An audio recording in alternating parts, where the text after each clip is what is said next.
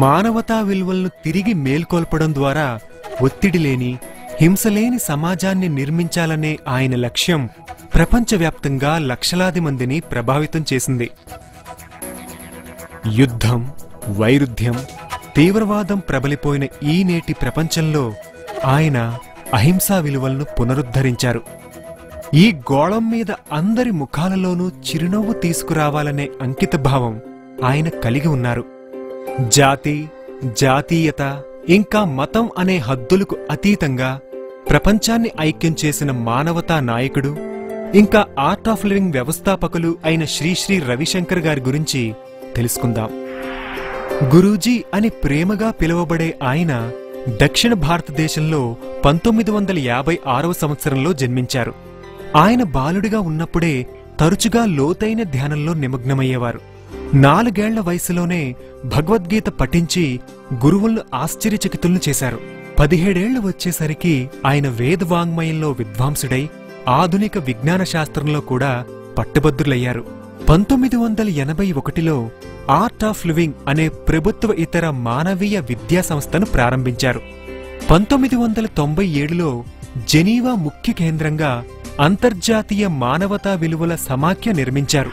ఈ సంస్థ ప్రపంచమంతటా విస్తరణా ప్రణాళికలు పోషించే బాధ్యతలు చేపడుతోంది. 151 దేశాల ప్రాతినిధ్యంతో ఆర్ట్ ఆఫ్ లివింగ్ ఈనాడు ప్రపంచంలోనే అతిపెద్ద స్వచ్ఛంద సేవా సంస్థగా పరిణమించింది.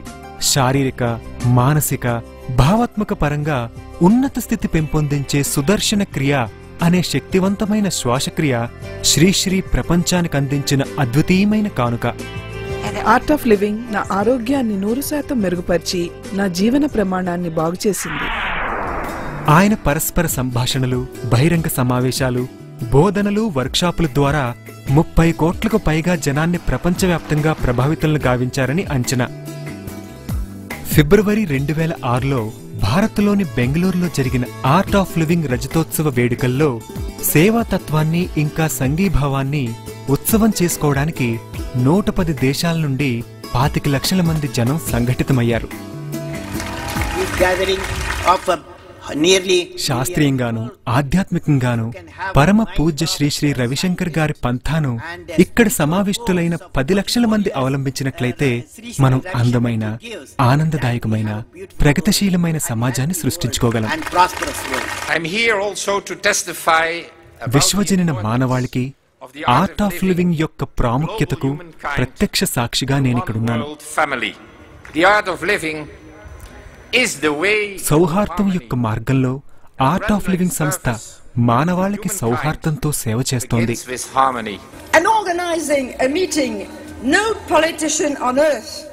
ఏ రాజకీయ నాయకుడు ఊహించలేని విధంగా నిర్వహించిన ఈ సమావేశం పేదరిక నిర్మూలనకు, పీడిత ప్రజానీకానికి సహకరించడంలోనూ, ప్రపంచవ్యాప్తంగా ఆరోగ్యం, విద్య పెంపొందించడంలోనూ ఆర్ట్ ఆఫ్ లివింగ్ విజయాన్ని చాటి చెబుతోంది.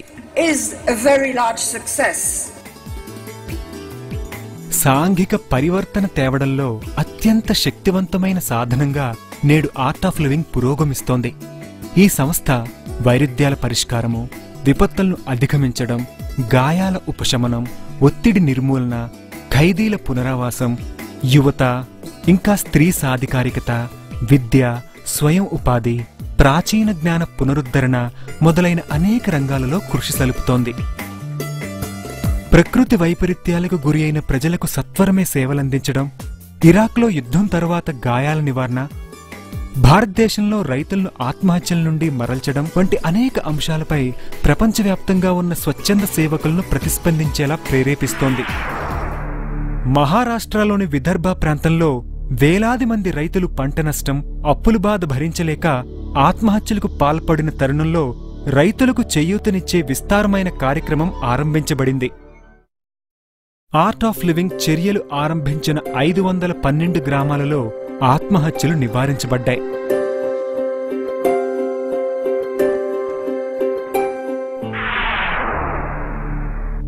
డిసెంబర్ 2004లో ప్రాణాంతకమైన సునామీ దక్షిణ ఆసియాను కబలించినప్పుడు వేలాది మంది స్వచ్ఛంద సేవకులు వేగంగా ఆహార సరఫరా, గాయాల నివారణ, వసతి సదుపాయాల వంటి ప్రధాన చర్యలు చేపట్టారు.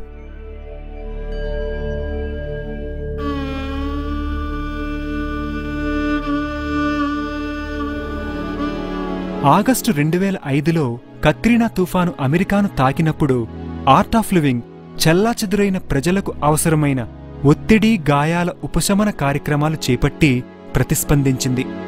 బీహార్, ఒరిస్సా ప్రాంతాల్లో 2008లో వరదలు సంభవించినప్పుడు విపత్కర పరిస్థితులు ఎదుర్కొనేందుకు తన వంతు కర్తవ్యాన్ని నిర్వహించడమే కాకుండా దీర్ఘకాలిక పునరావాసానికి కూడా కృషి చేస్తోంది. ఆర్ట్ ఆఫ్ లివింగ్ చాలా బృందాలను హింసా మార్గాన్ని విడనాడేలాగా ప్రేరేపించి యుద్ధాలు తొలగించే శాంతియుత మార్గాలు అవలంబిస్తోంది.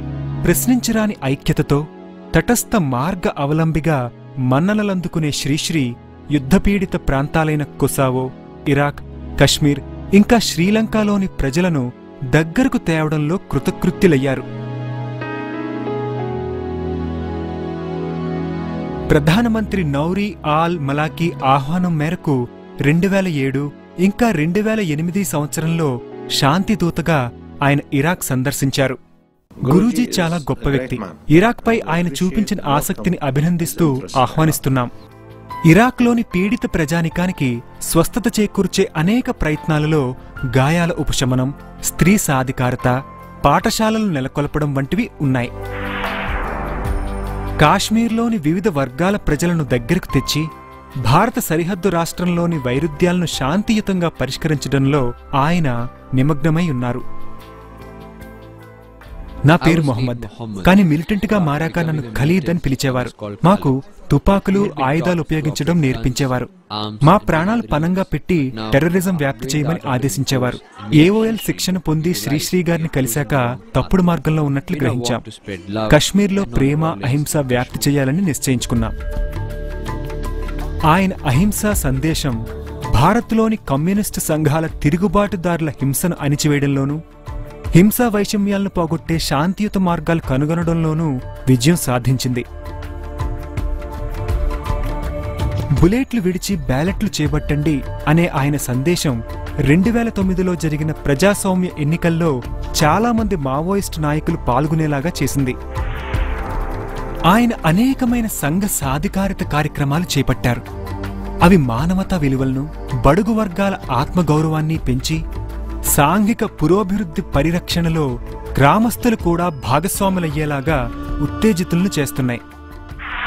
పేదరికం, వ్యసనాలు, రోగాలు నిర్మూలించి సాంఘిక, ఆర్థిక పరివర్తన తీసుకువచ్చి శాంతి, సౌహార్దం అన్ని వర్గాల ప్రజల్లోనూ వెల్లివిరిసేలాగా 1997లో ఆయన 5H కార్యక్రమాన్ని ప్రారంభించారు.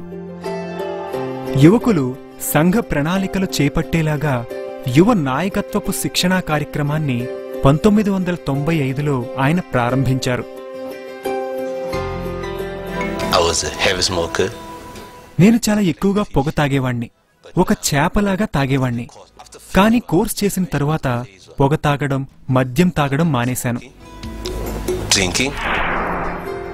స్త్రీలకు ఆర్థిక స్వేచ్ఛనిచ్చే అనేక వృత్తి విద్యా శిక్షణా కార్యక్రమాలు ప్రారంభించబడ్డాయి. ఆయన స్ఫూర్తితో ఈనాడు 146 పాఠశాలలు గుణాత్మకమైన విద్యను సమాజపు అట్టడుగు వర్గాల పిల్లలకు ఉచితంగా అందించి భారతదేశంలోని గిరిజన, గ్రామీణ ప్రాంతాల్లోని వేలాది మంది పిల్లలను బాలకార్మికులుగా మారకుండా రక్షిస్తున్నాయి.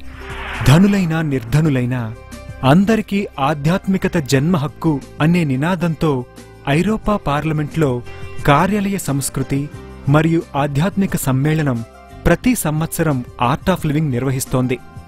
ఆధ్యాత్మికత ఇంకా మానవీయ విలువల సమ్మేళనంతో మెరుగైన కార్యాలయ బాధ్యతను సృష్టించాలనే దృక్పథంతో ఈ సమ్మేళనం జరుగుతోంది.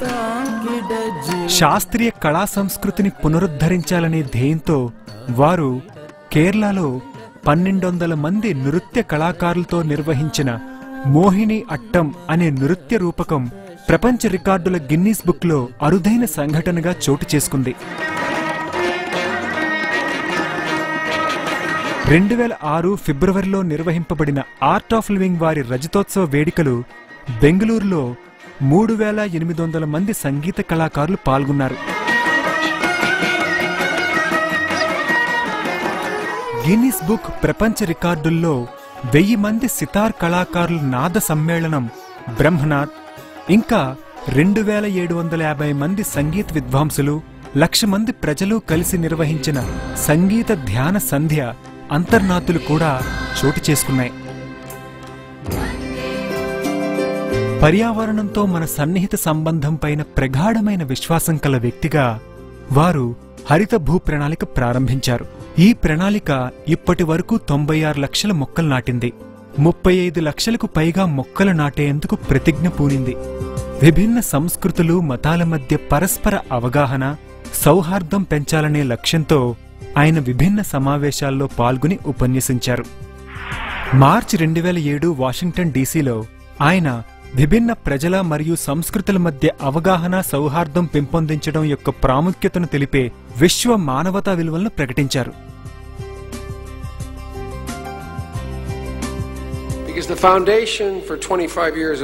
25 సంవత్సరాలుగా ఈ సంస్థ ప్రజాజీవనానికి సంబంధించి శాంతిని పెంచడం, హింస, మాదక ద్రవ్యాల అలవాట్లను ఎదుర్కోవడం, యువ సాధికారిత మొదలైన అనేక కార్యక్రమాల్లో అన్ని మతాల, సంస్కృతులకు అతీతంగా నమ్మశక్యం కాని ప్రజాభిమానాన్ని చోరుగుంది.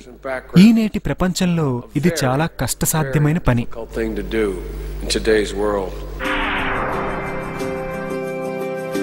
వారు రూపొందించిన ఖైదీల పునరావాస కార్యక్రమం జైళ్లల్లో మగ్గుతున్న వేలాది మంది ఖైదీల జీవితంలో విశిష్టమైన మార్పు కొనితెచ్చింది. మాదక ద్రవ్యాల బారిన పడ్డవారు ఆ అలవాట్ల నుంచి బయటపడేలా అనేక ప్రత్యేక కార్యక్రమాలకు ఆయన రూపకల్పన చేశారు. నేనెప్పుడూ గొడవలకు సంసిద్ధంగా ఉండేవాడిని. కానీ ఈ కోర్స్ చేసిన తరువాత నేను సంపూర్ణంగా మారి గొడవలకు ఇప్పుడు దూరంగా ఉంటున్నాను. అసంఖ్యాకమైన జాతీయ, అంతర్జాతీయ పురస్కారాల గ్రహీత శ్రీశ్రీ, మంగోలియా రాష్ట్ర అత్యున్నత పురస్కారం, రష్యా సమాఖ్యవారి ద పీటర్ ది గ్రేట్ పురస్కారం, జాతీయ గ్లోబల్ హ్యుమానిటేరియన్ పురస్కారాలు కూడా పొందారు. బెంగళూరు విశ్వవిద్యాలయం, నాగార్జున విశ్వవిద్యాలయం, ఇంకా హంగేరీలోని సెయింట్ ఈస్ట్వన్ విశ్వవిద్యాలయం మొదలైన 7 విశ్వవిద్యాలయాలు ఆయనకు గౌరవ డాక్టరేట్లు ప్రదానం చేశాయి. ఆయన ప్రపంచంలోని అన్ని ఎల్లలు చెరిపివేసి ప్రాచీన భారత దృక్పథమైన వసుదైవ కుటుంబకం నిర్మించడంలో నిమగ్నమై ఉన్నారు. ఈ ప్రపంచంలో అసహ్యము, దుఃఖము బదులుగా ప్రేమ, జ్ఞానం నిండేలాగా, స్వార్థపూరిత విజయానికి బదులుగా స్వార్థరహిత సేవ నిండేలాగా, వైయక్తిక వికాసానికి బదులు సామాజిక వికాసం వైపుగా, ఓర్పు నుండి ప్రేమ వైపుగా ప్రపంచ మానవులను నడిపించే ప్రయత్నం వారు చేస్తున్నారు. మాటిమాటికి ఆయన ప్రపంచాన్ని ప్రేమే నడిపిస్తోందని నిరూపిస్తున్నారు.